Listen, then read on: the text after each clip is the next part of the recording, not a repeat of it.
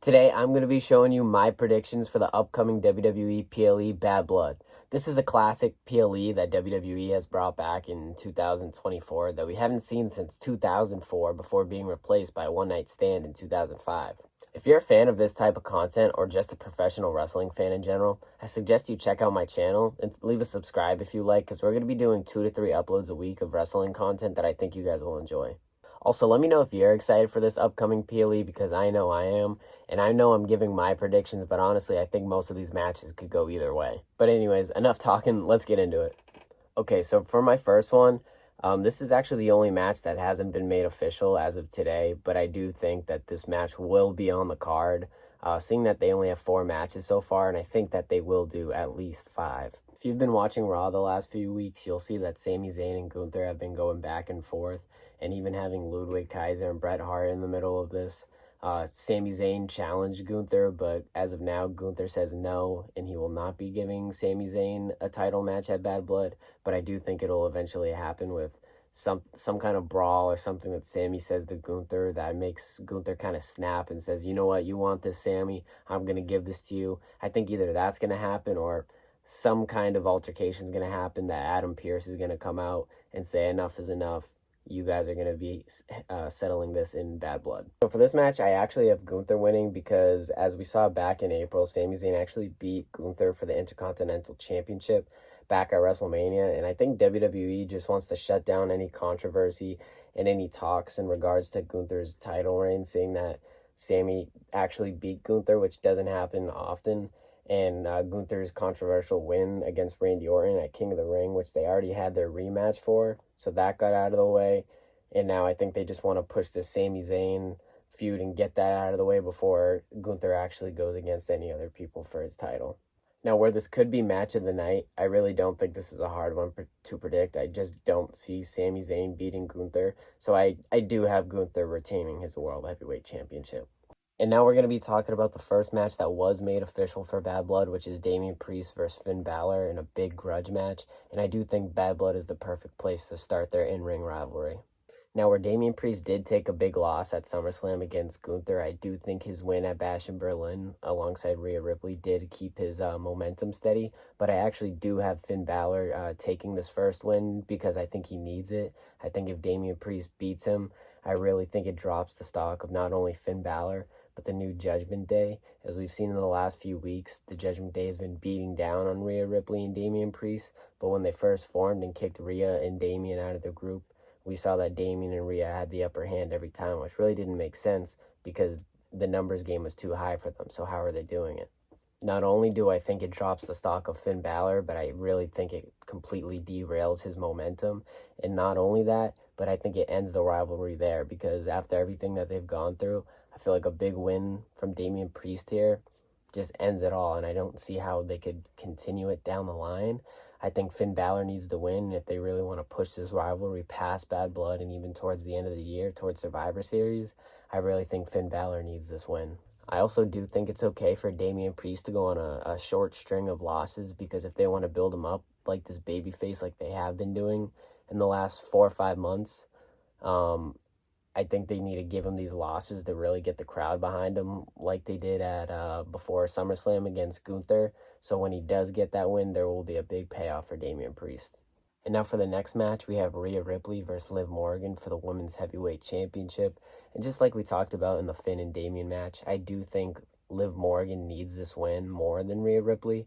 And I do have Liv Morgan going over Rhea Ripley, whether that be clean or shenanigans. I don't think she will win clean, but I do think it's possible. If Rhea Ripley wins, just like the Damian and Finn story, I think it's over. Seeing how long this has been going on, I don't think they'll have any more to do. Now, I'm a little flip-floppy on this one, where I do really, really, really think Finn Balor needs to win. The only way that I could see the story going longer with Rhea Ripley and Liv Morgan, if Rhea wins, is if they stop for a little bit and then continue it down the line, heading towards WrestleMania. But I don't think they're going to do that. I think they're going to have Liv Morgan win, and then whether they stop for a bit and continue it towards WrestleMania or they keep going, I really do think Liv Morgan will be winning.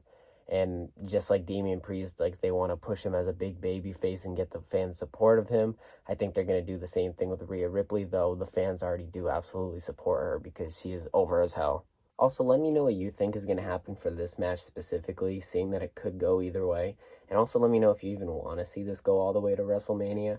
I'm not really sure what I think, but I do think it is a big match and it's warranted to be held and culminated at WrestleMania. If they don't do this, obviously Rhea Ripley is going to have her own match if it's not Liv Morgan, but I'm sure they would find something for Liv Morgan. I just can't see what that would be, not being Rhea Ripley as of right now. All right, and now for this next one, I'm going to be talking about the match that I am personally most excited for, and I think most of you and most wrestling fans are, which is CM Punk versus Drew McIntyre inside of Hell in a Cell. I do think that is a good thing that Drew broke the bracelet, because I do think the bracelet at that point was a big plot device within the story, and I think it's good that they got rid of that, so it can just be about two guys who absolutely hate each other and want to destroy each other.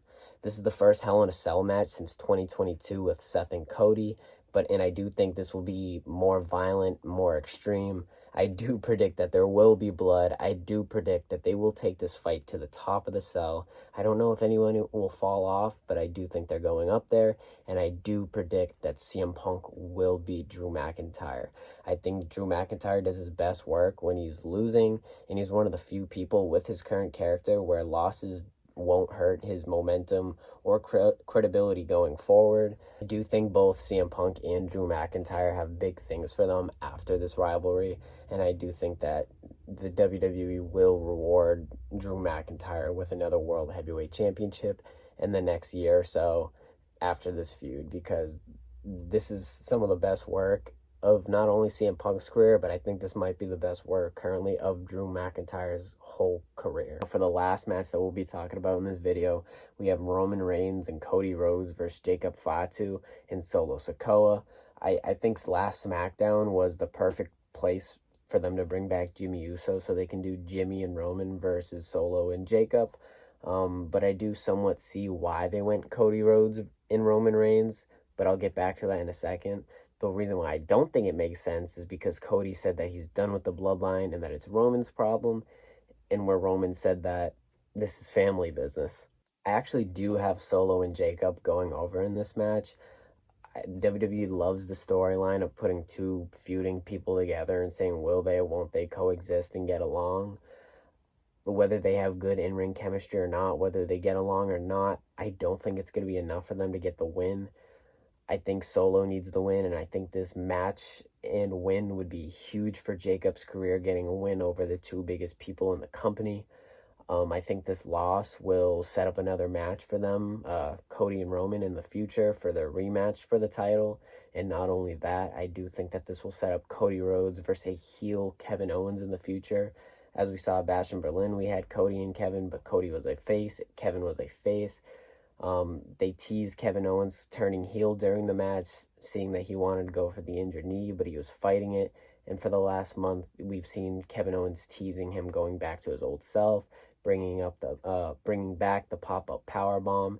And I think Kevin seeing Cody teaming with Roman will set him off, seeing that Kevin has fought for Cody for the last 2 years, and not only that, has been fighting against Roman Reigns in the bloodline for the last 3-4 years.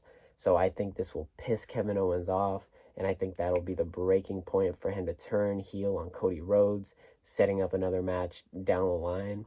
Now for Roman Reigns and Cody Rhodes, I think this loss of theirs will set up a match at either Survivor Series or an early pay-per-view like the Royal Rumble in 2025. I do understand that this one was kind of a hot take, having Solo and Jacob go over the two biggest people in the entire company. But I do think that this will be a big win, like I said before, for Solo and Jacob. And if I'm wrong, come back to the video and tell me that I'm wrong and stupid. All right, that's it for this video. Feel free to come back after Bad Blood to see what I did get right and wrong. If you did enjoy this video and are enjoying this content, please subscribe, leave a like, and also leave me down your Bad Blood predictions in the comments below. I'm going to leave my socials right here. That's it. See you in the next one.